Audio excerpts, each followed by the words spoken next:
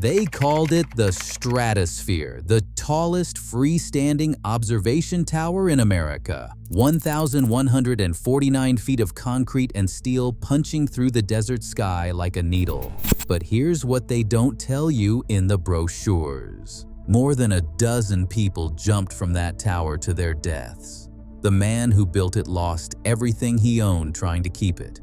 And nearly everyone who touched the project, who invested money or staked their reputation or bet their future on Bob Stupak's impossible dream, ended up broke, dead, or destroyed. The Kid from Pittsburgh. To understand how Bob Stupak built a tower that killed people, you have to go back to Pittsburgh.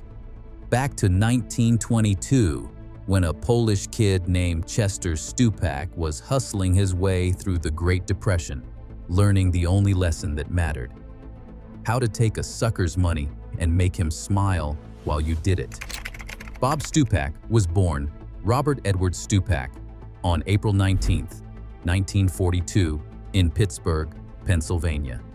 His father, Chester, ran every kind of racket you could imagine: dice games, card rooms, numbers running.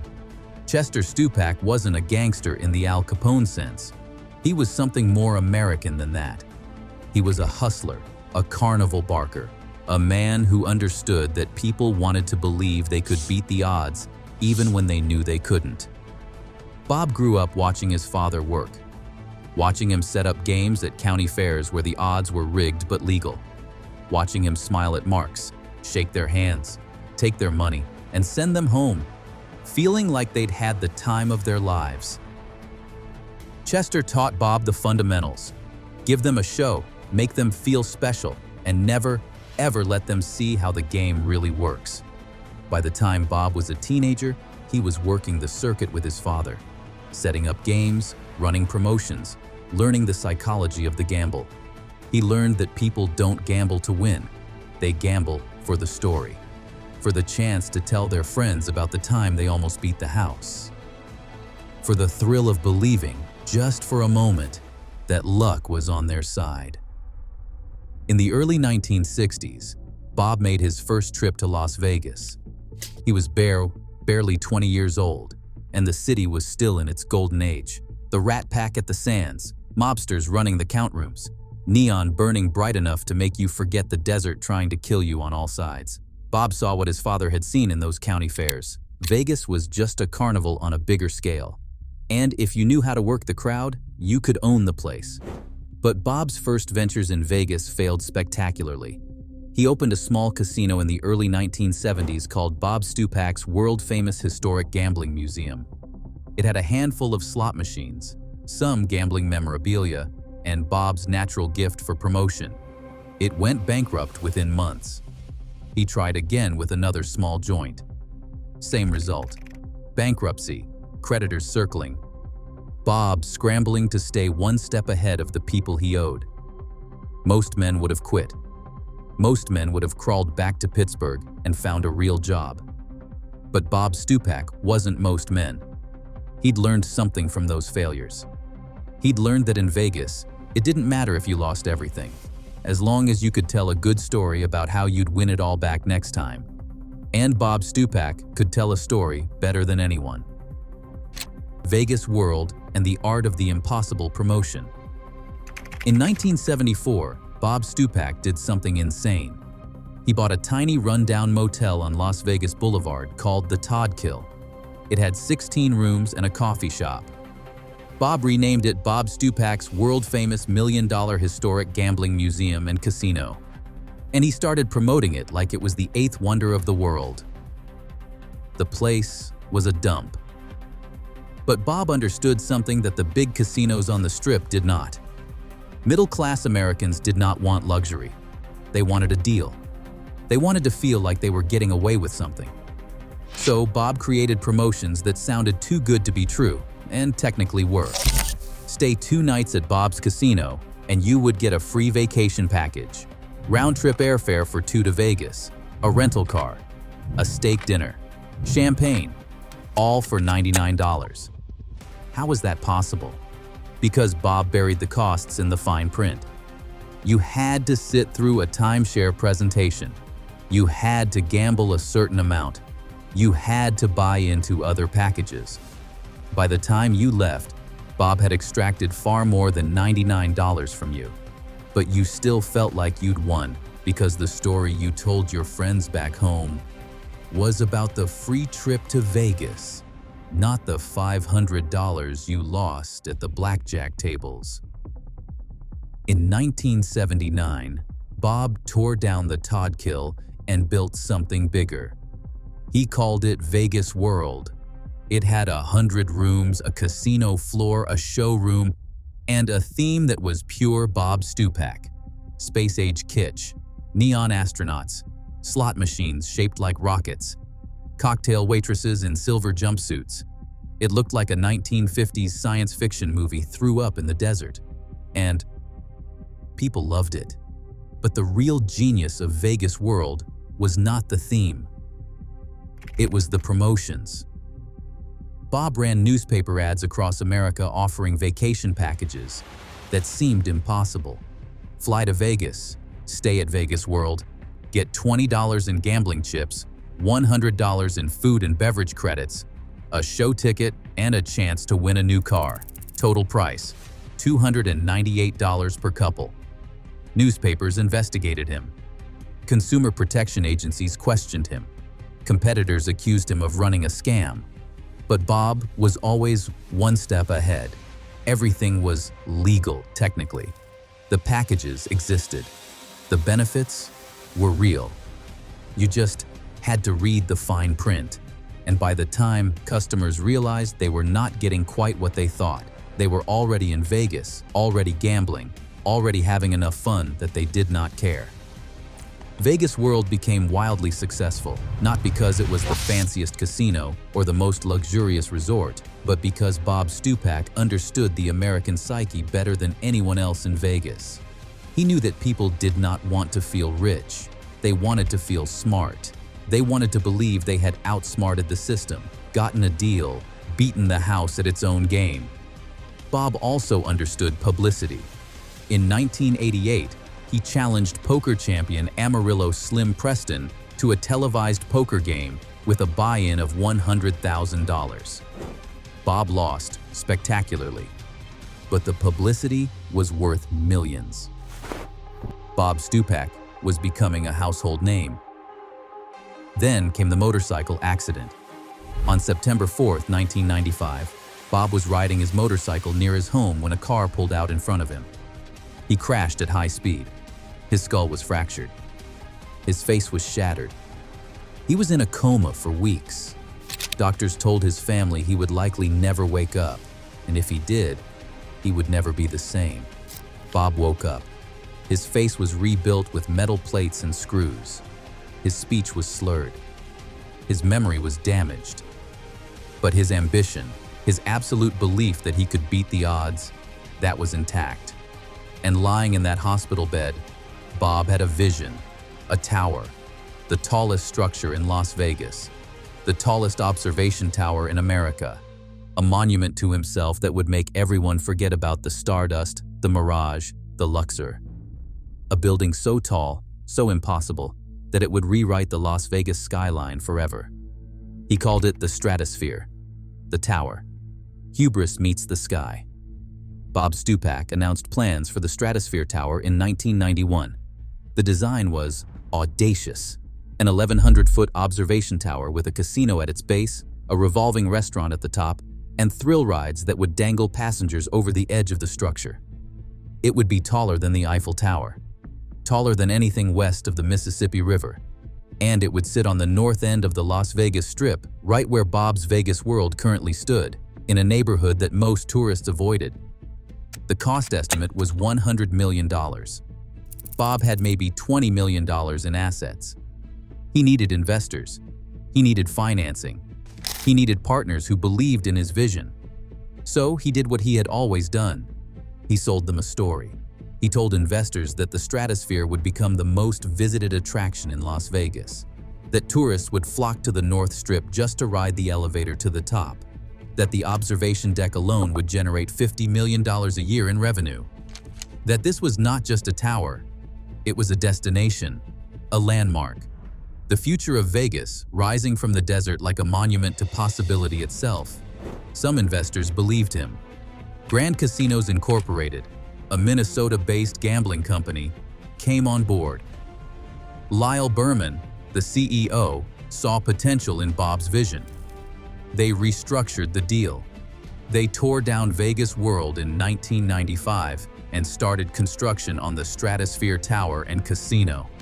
The groundbreaking ceremony was pure Bob Stupak. Television cameras, local politicians giving speeches, Bob standing in front of an artist's rendering of the tower, promising that this would change Las Vegas forever. And for once, he was right, just not in the way he imagined. Construction began in the summer of 1995, and almost immediately, everything started going wrong. The tower required engineering solutions that nobody had anticipated. Building something that tall in an earthquake zone, and soil engineers said, could not support a structure of that weight, meant driving pilings hundreds of feet into the earth. The foundation alone required more concrete than most entire casinos used. The steel framework had to be reinforced beyond anything Vegas had ever seen. Wind loads at 1,100 feet were catastrophic. Every calculation had to be checked and rechecked. The original $100 million budget was a fantasy, a joke, a number Bob had pulled out of thin air because it sounded achievable. The real cost started climbing immediately. $120 million, $150 million, $200 million. Bob started running out of money halfway through construction. The tower was half built, a skeletal frame of steel rising from the desert, and the bank accounts were empty. He scrambled to find new investors, new financing, new ways to keep the project alive. He mortgaged everything he owned. He sold off pieces of his ownership stake to anyone who would buy. He borrowed from friends, from business associates, from people he had known in the carnival days back in Pittsburgh. Grand Casinos was hemorrhaging money too. Lyle Berman had believed in Bob's projections and had trusted that the Stratosphere would print money once it opened. But now the company's stock was tanking. Shareholders were demanding answers. The board was panicking. And Bob was making promises he could not keep. By early 1996, the project was in crisis. Construction had slowed to a crawl because contractors were not getting paid. Suppliers were threatening to walk off the job. The tower stood half-finished, a rusting monument to hubris visible from every corner of Las Vegas.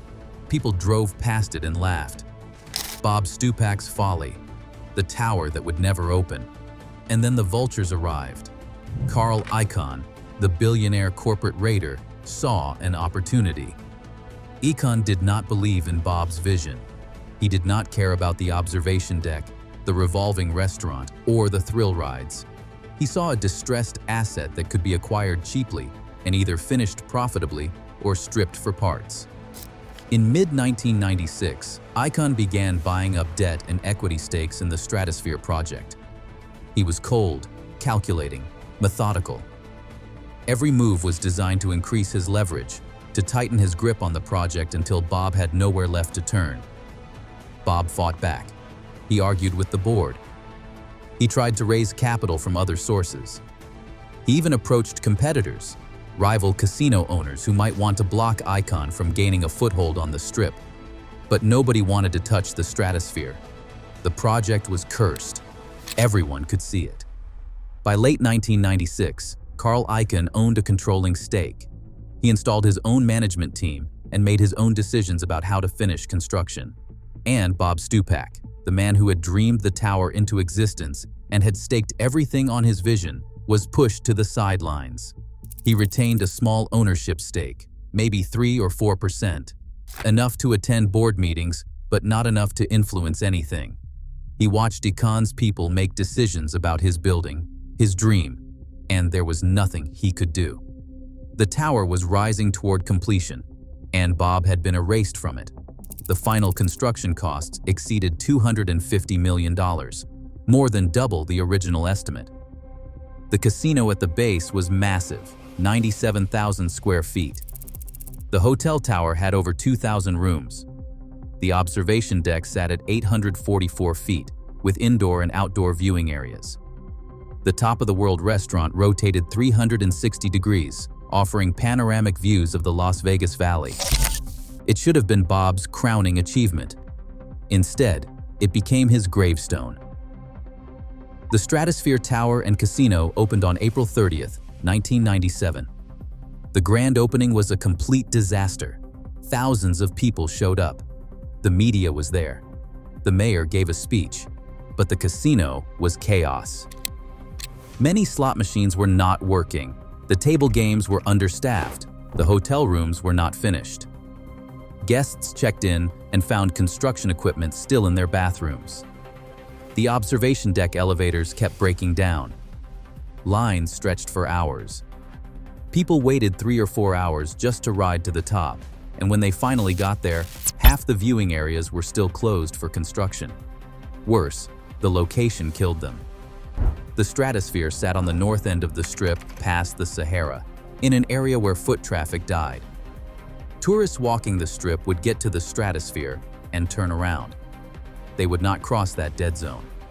You had to make a deliberate choice to visit the Stratosphere, and most people chose not to. Within weeks, the Stratosphere was hemorrhaging money. 15 million, 20 million, 30 million in losses. The revenue projections Bob had promised, the $50 million a year from the observation deck, were fantasy. The casino could not compete with properties on the main strip. The hotel occupancy rates were abysmal. By December 1997, just 7 months after opening, the Stratosphere filed for Chapter 11 bankruptcy protection. It was the largest bankruptcy in Nevada gaming history. Over $250 million in debt. Shareholders wiped out. Investors destroyed. Carl Icahn took full control in the restructuring. He cut costs, laid off staff, and slashed marketing budgets. He stabilized the property, but only by gutting everything that made it special. Bob Stupak's vision was gone. What remained was just another struggling casino with a tower attached. And Bob was left with nothing. His ownership stake became worthless. His dream became a punchline. The tower that was supposed to make him immortal became the thing that destroyed him. The body count. The first suicide happened on June 7, 1997. Just 38 days after the Stratosphere opened its doors. A man in his 40s. Nobody remembers his name. He bought a ticket to the observation deck, rode the elevator to the top, and without hesitation climbed over the railing and jumped. 1,100 feet through the desert air. He hit the pavement of the casino's main driveway with enough force that witnesses said they heard it from inside the building. Security scrambled.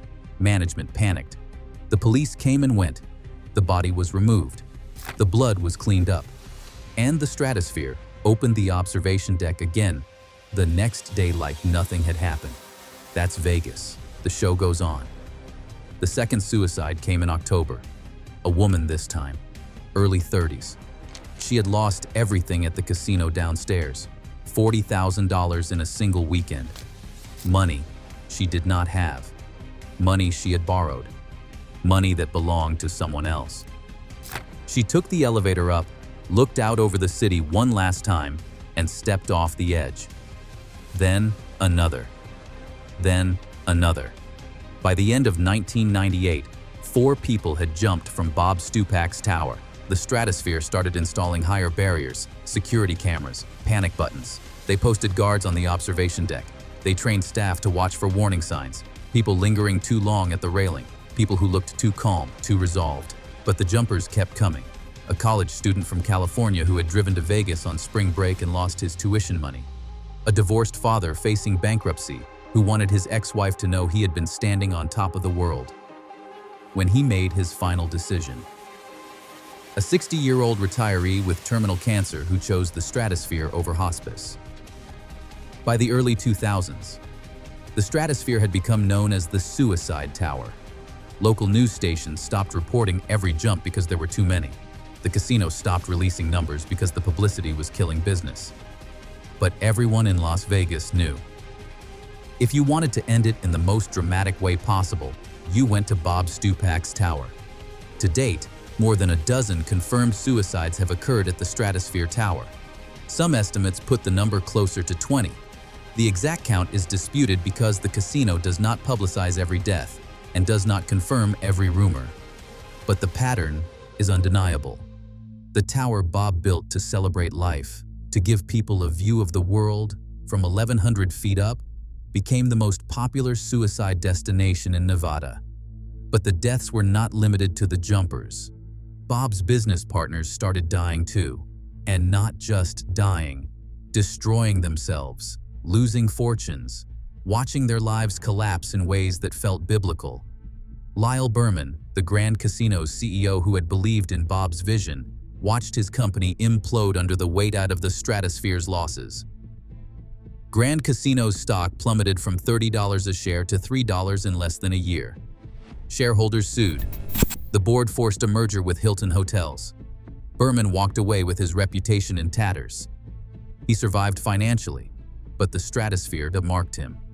Everyone remembered. The CEO who bet everything on Bob Stupak's dream, and lost. But Berman was lucky compared to some of the others.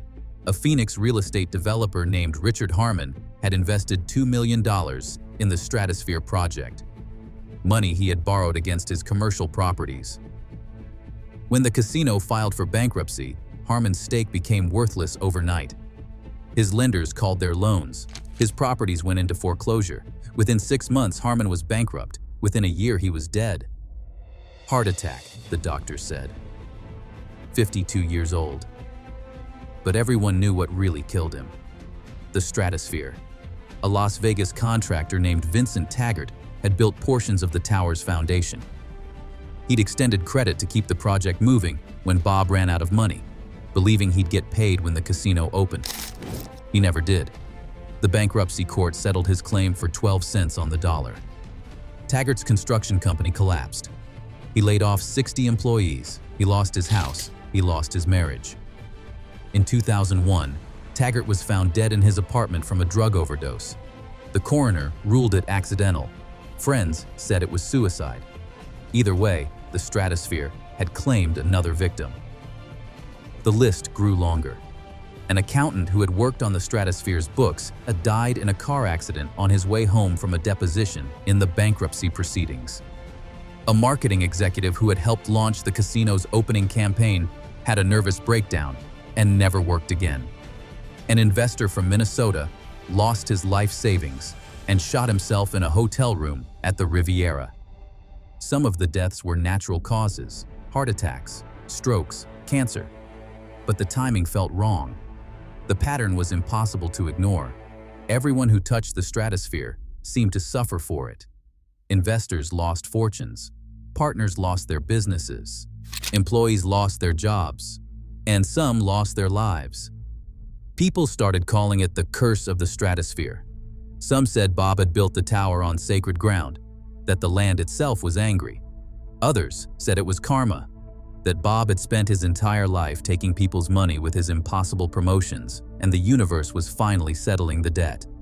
Some said it was just bad luck, bad timing, a tower that happened to open during a recession, in a bad location, with catastrophic cost overruns and mismanagement. But if you asked anyone who had been close to the project, who had watched the tower rise and the bodies fall, they'd tell you the same thing. The building was cursed from the moment Bob dreamed it. Bob himself could not escape. After losing control of the Stratosphere, after watching his ownership stake evaporate in the bankruptcy, after seeing his dream turned into a monument to death, Bob Stupak kept gambling. That was the thing nobody could understand. He had lost everything. His casino, his fortune, his reputation, his health was failing. The motorcycle accident had left him with chronic pain, memory problems, and slurred speech. He walked with a cane. He could not smile without the metal plates in his face shifting visibly under his skin. But Bob kept showing up at casinos around Vegas. He played poker at the Golden Nugget, bet sports at the Mirage, and sat at blackjack tables at Caesars, pushing chips across the felt with shaking hands. He won some. He lost more. But he never stopped. There is a story about Bob at a poker table in 2003 at Binion's Horseshoe. He had just lost a $15,000 hand. A tourist at the table recognized him and asked if he was the man who built the Stratosphere. Bob looked up, smiled that crooked metal smile, and said that he built it. They took it, but he was still here. Then he pushed all his remaining chips into the pot. He lost that hand too. Some people said Bob was trying to win back what he had lost. Others said he was punishing himself for his failures. Maybe it was simpler than that. Maybe Bob had been a gambler his entire life, and gamblers do not stop when they are losing. They keep playing until there is nothing left to bet. The Stratosphere had taken everything from Bob: his money, his dream, his legacy. But it could not take the one thing that defined him: the need to keep rolling the dice. The belief that the next hand, the next bet, the next impossible gamble would be the one that finally paid off. That is not a curse. That is just who Bob Stupak was. A gambler who could not quit, even when the house had already won. The last gambler standing. Bob Stupak died on September 25, 2017. He was 75 years old. Doctors listed stroke complications as the cause. But really, Bob had been dying since that motorcycle accident in 1995, since the day he lost the Stratosphere, since the moment he realized that the biggest gamble of his life had failed. His funeral was small. A few old friends, family, and some Vegas old-timers who remembered when Bob was the king of promotion, the man who could sell ice to Eskimos and make them feel lucky to buy it. The Stratosphere Tower still stands, 1,149 feet of steel and concrete. Icahn sold it in 2008. It changed hands again in 2020 when a company called Golden Entertainment bought it for $663 million. The observation deck is still operational. Tourists still ride the elevator to the top, press their faces against the glass, and look out over the desert. The thrill rides still operate. Skyjump lets you leap off the tower in a controlled free fall. Big Shot rockets you up and down the tower's spire. Insanity is a mechanical arm that spins riders over the edge of the deck. All of them are designed to give you the feeling of falling without actually dying. The barriers around the observation deck have been reinforced. Security monitors the area constantly. But the suicides still happen. Every few years, someone finds a way. That does not stop the memory of Bob Stupak, the man who built the tower, the man who lost everything, the man who kept gambling until the day he died. There is a plaque inside the Stratosphere, near the elevator bank on the casino floor. Most people walk past it without noticing. It commemorates the tower's construction, the vision that created it, the engineering work that made it possible. Bob Stupak's name is on that plaque, in small letters. Easy to miss. That is the legacy. A name on a plaque in a casino he no longer owned. A tower that killed more dreams than it ever fulfilled. A monument to ambition that became a monument to death. Bob once said, "In Vegas, you are either a player or you are a sucker." He was a player who understood the game better than anyone, and a sucker who believed he could beat it. The Stratosphere taught us something about Las Vegas that Bob knew but could not escape. The house always wins. Always. You can build the tallest tower in America. You can create the most outrageous promotions. You can sell dreams to millions of people and make them believe they are getting the deal of a lifetime. But eventually, the game catches up with you, and the tower you built becomes the thing that destroys you. Bob Stupak built a casino that killed everyone who touched it, including himself. That is not a curse. That is just Vegas. That was the story of Bob Stupak and the tower that killed everyone. The gambler who couldn't stop. The promoter who sold dreams and died broke. The man who touched the sky and fell 1,100 feet to the ground. Did you ever visit the Stratosphere when Bob still owned it? Tell me in the comments. And if you love discovering the real people behind the neon, the dreamers who built Vegas, and the nightmares they left behind, hit subscribe. Because every legend had a story, and Vegas never forgets.